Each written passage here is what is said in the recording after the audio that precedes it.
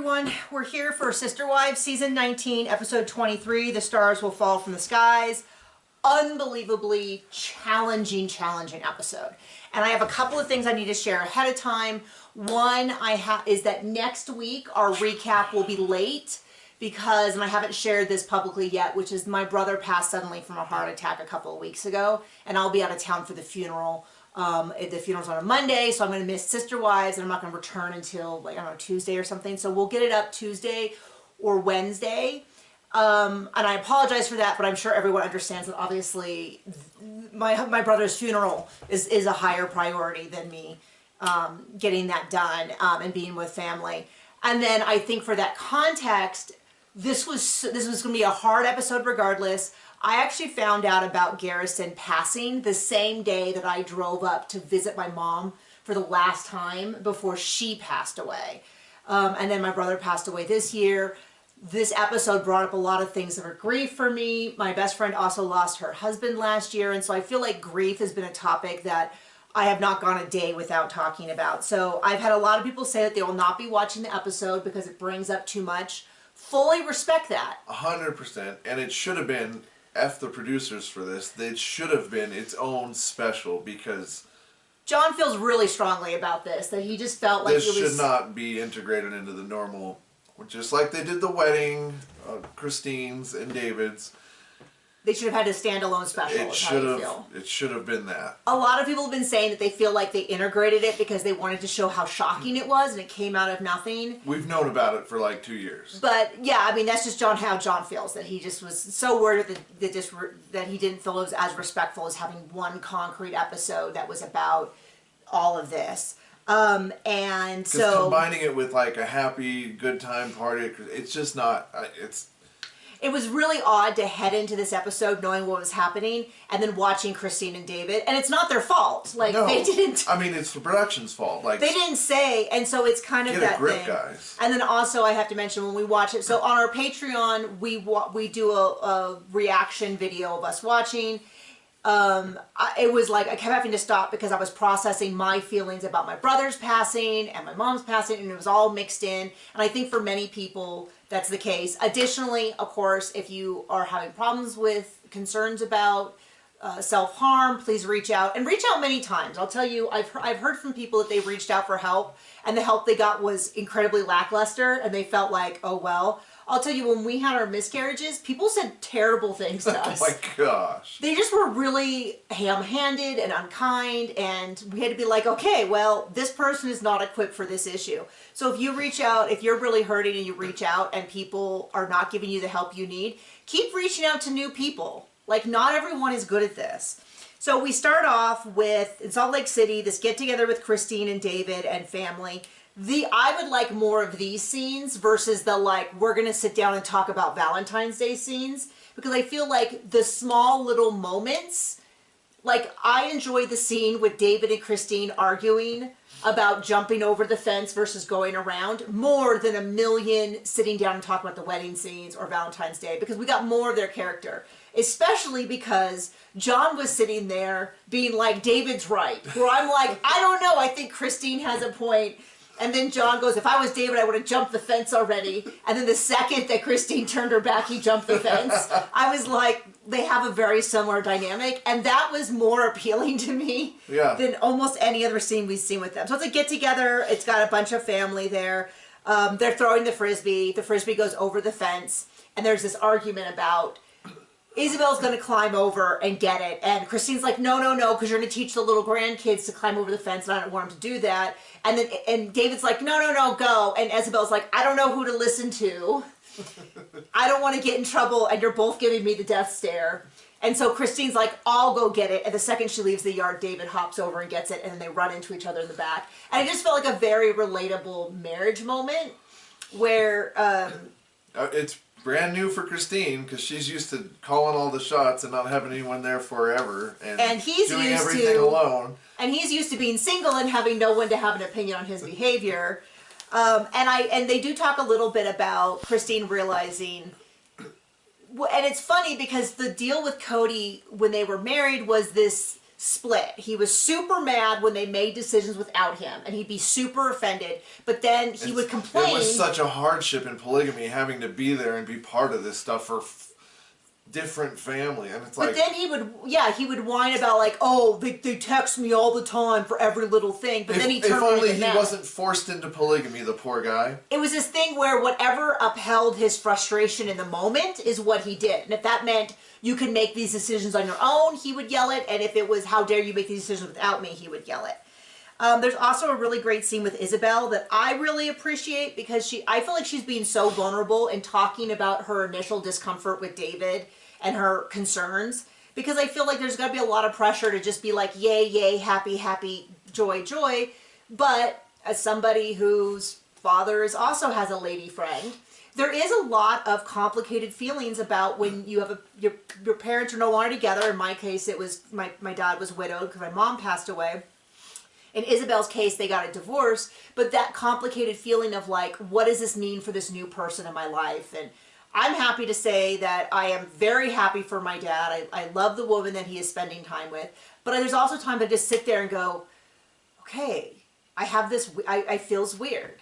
I don't know what I'm feeling because it's not, And so she talked about how, and they do show a sweet little scene of David where he just goes up to Truly and he's like, hey, what's going on? And she's like, I had a rough day. And it's very calm. I think, I am no Truly expert. I totally respect the fact that I think in general, she's like avoiding filming, but I felt like she felt very comfortable with him and just saying like, my knee hurt. And he's like, okay, cool. Yeah.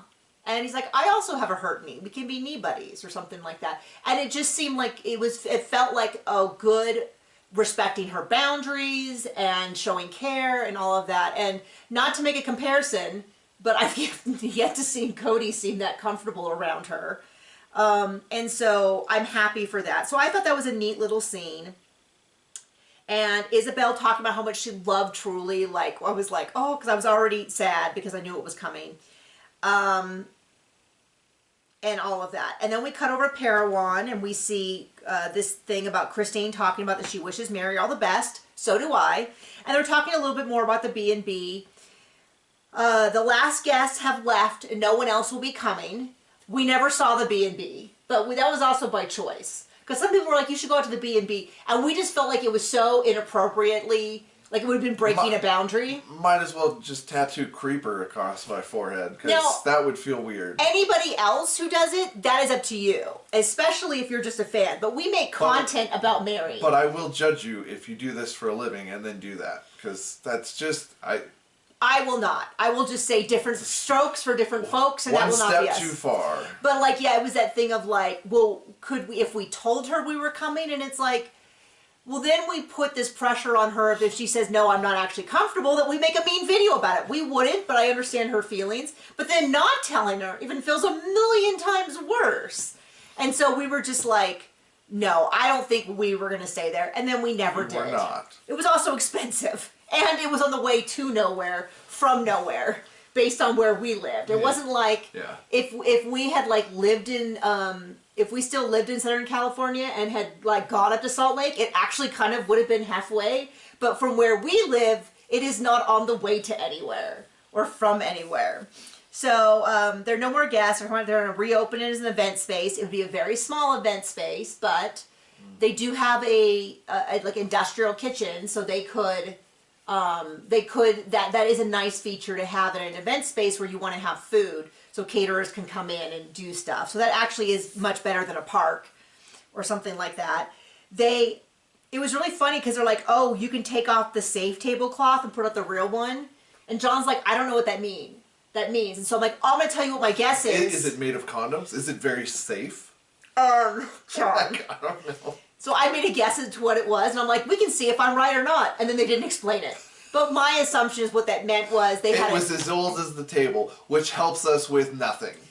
And it was made for that table. And it was made for My that assumption table. is, based on context clues, is that this was a family heirloom that was made for this exact table, and they had taken it off the table because they were worried that if someone spilled or cut or ruined it, so they got something that looked close to it that they called the safe one. But 100% that's a guess, and we're just making stuff up. Yeah, we're just making it up because all they said is... We got zero background. is that. And then Meri wants a date. I kind of wish it kind of, the way she framed it made it sound like she hadn't been dating, but we knew she had been dating. And this would all be totally appropriate for a normal episode, but it just seems so inappropriate for what we get into in a minute. And to be clear, not inappropriate of Christine and Meri. No, inappropriate of the whole production and the idiots making the call to not make this a special. And I feel like they made a choice just to... The wrong one. Okay, John. John feels very defensive about this. Okay, and then Meri does talk about how, you know, that it is hard to date people because some people don't want to be on TV. Some people maybe do want to be on TV. And her husband lied to her for 20 years. Well, she started saying that she wants to know that if someone says they love you, they mean it. I assumed she was making reference to the catfish and the fact that the catfish was saying that he loved her, and it was in fact not even a he. But if you thought that too, you'd be wrong. But you would be wrong because she's referred to about not like you marry them and then 20 years later they say they never loved you. And hey, I'm always here for Cody diss. And she talked about how she had the B&B for 7 years, which is wild because they bought it before they moved. And so it seems like the Flagstaff and the COVID, it feels like it could be 90 million years or 2 years. I can't really tell. Then we get the sad music, and we all start tearing up. And it is... We know what's coming, and it's so difficult. Presented as Meri gets this phone call from annoying Cody because he just wants to call and he never calls. And then she, I guess, texts him like, "I'm doing an interview, I'm working." And he's like, "It's an emergency." And it's like, and we all know what's coming, and it's awful. And the realization that they caught that moment on camera... Oh, just gutted me. And happy to see the way her face changed when she got the news. Because and this is where I was like, I can't separate my feelings. Because they all talk about getting the news. And I remember when I got the news about my brother, I just all of a sudden woke up in the middle of the night. And I was like, and I grabbed my phone I don't think I heard anything. And I had a missed call from my dad an hour earlier. And I got up and went to the bathroom. He's not an up later. No. And it was my dad, and he was like, "Nikki, you need to give me a call." I gave his phone number, which, by the way, I have my dad's phone number. And so I was like, oh my gosh. And I started thinking of all the possibilities that he's had, that his lady friend has. And I called him, and it was clear that he was in a hospital. And then I thought, oh my gosh, my dad's in the hospital. And then he said, "Let me leave the room." And I thought, oh no, it must be his lady friend. And then he said that my brother had this massive heart attack. And I was like, okay. It needs its own special. And it was just so shocking, and I was like, and he told me, and I didn't really understand because I couldn't quite hear him correctly, and I wasn't sure what the timeline was, and then I was like, is everyone okay? And I'm like, no, of course they're not okay. And we got off the phone, and then I could have woken up John. Should have. But I think part of me just wanted to just sit in that. And so I'm getting all emotional again. So when I heard them talk about getting the call, which I think most of us have had that call from someone about something, whether it was my best friend calling to say that her husband had a stroke, or whether it was them saying that my mother had passed on. My mother, I knew was coming because she was in hospice. But in the other cases, I didn't know. And it's when Maddie at one point talks about it changing your brain chemistry. And I thought, well, we'll get to that in a second. So they started off, so for those of you who didn't watch the episode, they're doing an interview with Meri, and they're like, "Hey, Meri, do you want to talk about the carriage house?" And they're like, "Yeah." And she's like, "Gosh, Cody is calling me again." She's like, "That's so weird. I don't even know why he's calling." It's just she texted him back. I kind of wonder if they had a filming weekend, because Janelle had already moved at that point, but she was also there. And so maybe they were doing a filming weekend or something. And she's like, "He's calling again. It's so weird." And so she texted him, and then she's like, "Okay, he says it's an emergency. I'm going to call it." And they're like, "Okay, yeah, no problem. Cut. We're going to stop for a second." And then she calls it, and you can just see it come over her face.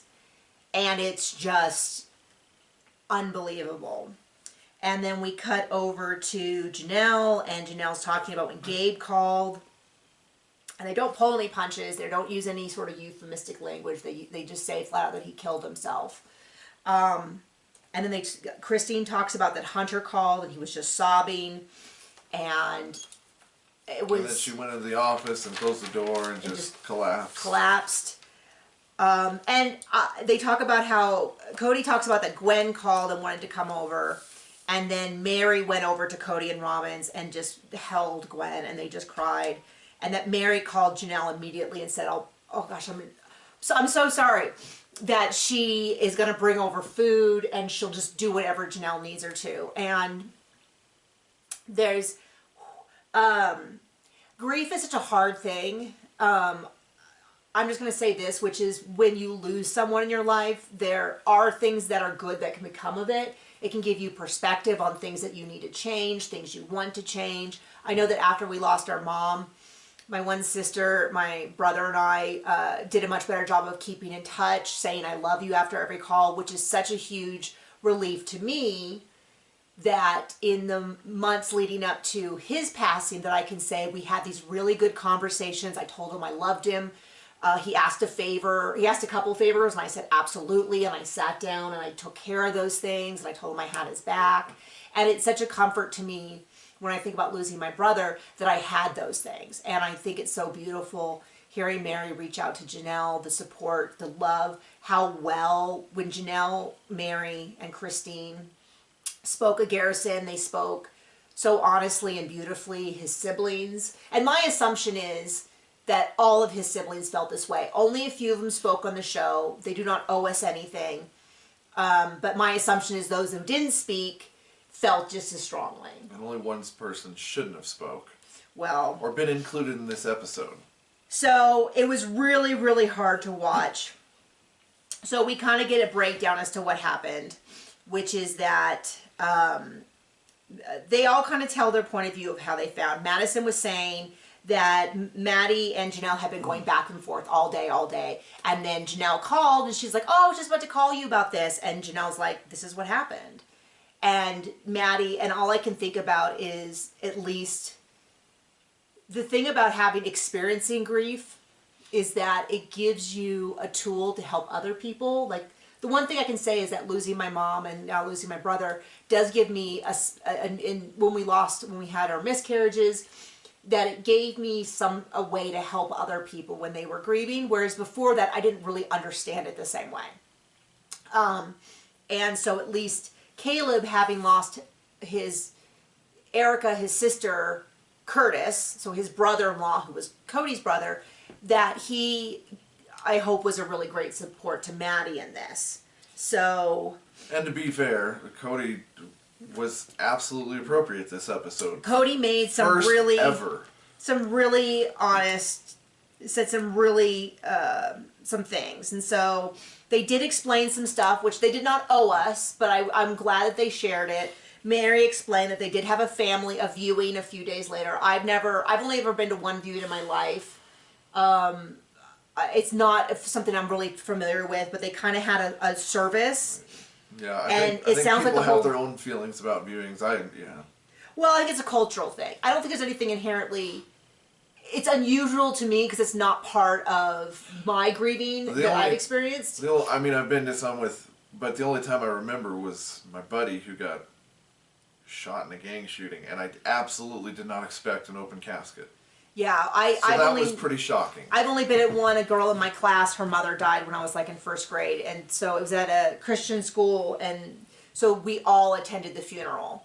And as we left, we walked by it, and it was such a. I mean, it's deeply impactful because I still remember it all these years later. But they talk about they had a funeral, the family got together, and that they're going to cremate him, and then they're going to lay him to rest up in Wyoming. So that I believe that is next week's episode, based on the context of the episode description, which said that Cody and Robin go up ahead of time, and his references to taking him home. So Christine talks about, and I believe a couple of the kids have tattoos about this, which is like "Look to the Stars." I don't know what movie this is from. I'm sure someone in the comments will know. Apparently a fun one where a dragon dies at the end. It does not sound the kind of movie I would enjoy because I could barely get through it as she was explaining it. But they talk beautifully about his love of fire, which is kind of funny, but it is the kind of thing like, I can't watch a John Candy movie without thinking of my brother because they're so linked in my head from when I was little and we watched John Candy movies and my brother loved him. So it is funny the things that you really remember, his love of travel, of all of that. And so they talk about these quotes. And then Gabe comes on and talks about his brother. So Gabe was the one who found his brother. And so he was responsible for calling Janelle. And Janelle saying that she doesn't remember anything other than getting in the car and starting to drive. And, gosh, is that hard to watch. Unbelievably difficult to watch. Gabe, I'm so thankful to hear that Gabe was in therapy and is in therapy, and I wish that boy all the support. And that Janelle and her clan felt like they did all they could do to support him.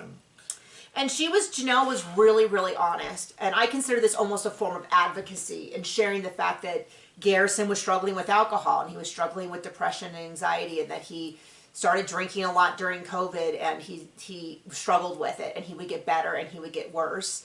I think that that's a very good reminder that not all drinking is healthy and fun, and I think I've shared before that I stopped drinking because I have seasonal affective disorder, and I'd heard that stopping drinking helped, even though I was a very casual drinker. And one of the things that happened when I stopped drinking was I was like, well, what am I going to do to relax at the end of the day? What am I going to do to celebrate? And then I was like, oh, I don't like that I think that way about alcohol. Like, I don't like that. Like, I didn't think I had a problem with alcohol, but I also don't like that crazy. And so I had to do a lot of like deconstruction around what do I think alcohol does, and then I just kind of stopped. I just don't drink anymore. And I'm not trying to make a comparison between what he was going through and what I was going through, but I realized how much cultural pressure there was that if you have a hard day, you have a drink, and you can't relax without a drink. And I was like, well, what about a bubble bath and a mango slushie and stuff like that? Anyway, so I thought it was really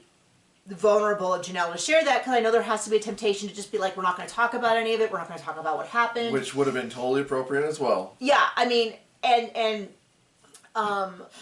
yeah, exactly. But the fact that, that she shared some of this stuff, there's a risk that people could criticize her for it. Of course, for all we know, the interview about it was 2 years after the fact. Well, I mean, we don't know. Right. So I thought it was really, I would have no criticism of her if she handled it badly, but I think she handled it really well. They talk a lot about that they decided together they would bury him next to Grandma Cheryl up in Wyoming. He liked Wyoming. She talks a lot about wanting to keep busy, which, when you're deep in grief, that was one of the big things that came out of talking to my therapist about grief, is that it is not a checklist that you check things off so other people feel comfortable with. And one of the things I struggled with was that I did want to keep busy because You wanted to keep busy. Well, you who works 5 jobs. No, but it was that idea of like a lot of people would be like, why don't you take the week off and go deal with your grief and then kind of come back when you're done? And I was like, no. To each their own. Like, not everybody grieves the same way. Yeah, and if that's what you want to do, and there were days where I was like, oh, I'm really glad I have nothing on my calendar. I'm just going to be present with my grief. And there were days where I was like, I'm going to be present with my grief while moving and while doing things. Right, and, right. So she's keeping busy. Her sister comes out. I don't know if we've really seen much of her sister before. I don't Looks think just so. like Janelle. I mean, I think we've seen her in some scenes, but this is the first time I remember them really seeing and these talking. scenes, I mean, they were nice and family, but they were tough to watch because it's like these people are grieving. Like, not something I want to watch for entertainment. They talk about Savannah moving out there. Maddie at one point talks about how she almost convinced Garrison to move out there. And just, it's so difficult. There are quite a few scenes of Cody and Robin talking, and frankly, I just fast forwarded through most of it. Not fast, like we saw it, we just sped it up because it was so hard. And again, credit where credit's due. Cody had a lot of things. Was clearly grieving, and he was very appropriate. He said a lot of the things. I mean, he did say that he had a lot of regret, that he should have made things right, that he wished he had been able to say goodbye, that I need to change things. And those are, I mean, if there's something that good comes out of death, it gives you perspective on what matters. And it's very normal, and it should happen, that if something like this happens, you say, you ask questions of yourself. And it does seem in those instances that Cody was doing some of that. And that was the episode. We got no look at next week's episode. We got the one thing I can say that they did do right is they didn't do any coming ups. Man, they should do that all the time. They didn't do a million unnecessary flashbacks. They didn't do, because normally what they do is they say coming up, then you come back and they say what we're going to show you, then they show you what they showed you. And they did not do that this episode, and that will at least, I don't know if I could have sat through that. Still should have been a special. Yeah, and then I guess next week it continues. Unbelievably difficult. We did hear, gosh, I have to tell you, the stuff with Gabe, I think so much because we connect the two of them, especially in the past couple years, and the struggles that they had. I just said so much Gabe and Garrison. Okay. I just think of them together so much that it just, oh gosh, it's really difficult to watch. So I'll once again reiterate that if you are having a hard time with grief, reach out until you get the help you need. Until you get to the right person. And if people are bad at it when you come at them, and that is not your fault. That is something they need to work on in their own life. So if you reach out for help and somebody gives you just the worst answer, that is a reflection of how bad they are at it, not that you don't deserve care. Right. Really difficult episode. I don't think, John already said if we ever do a rewatch this far, we're not doing this episode. We're not doing this episode again, and so we will probably not speak of this episode again after this has all been processed. Yeah. Okay, so we wish you all the best, and I will see you next week, but like I said, we will be several days late, and I thank you for your patience. Bye.